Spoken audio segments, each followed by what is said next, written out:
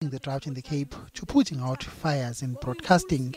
Industry experts say Minister Monkonyane is going to find the in-tray in a new office quite full.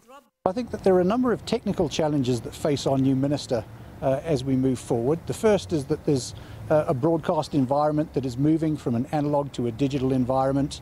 We've already missed the deadline for the analogue switch off, and so we're in a situation where as an industry we're falling behind not only the rest of the world but the rest of the broadcast industry across the SADC region. Then there is the SABC. Its financial and management challenges are well documented. It's important to recognise that the SABC is the centre of the broadcast world. The vast majority of content that is aired on SABC channels is produced by independent production companies. The freelance community is heavily dependent on employment with the SABC and with these independent production companies. And essentially what's happened over the last few years, because of the indecision at leadership levels within the SABC, is that the freelance community have been heavily impacted. Many of them have changed, they've developed careers in new areas.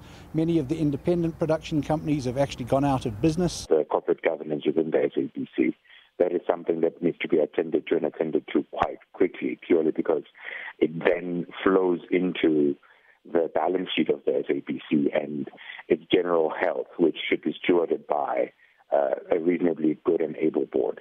The experts say Monkonyane will need to be decisive if she is to succeed in her new role.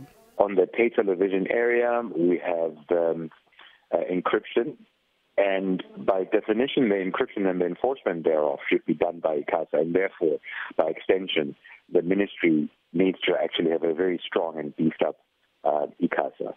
Whatever decision she makes has to be better than the no decision that exists in the industry at the moment. And so, it seems that quite an interesting journey lies ahead for the new Minister of Communications. Bongani Muchwa, SABC News, Johannesburg.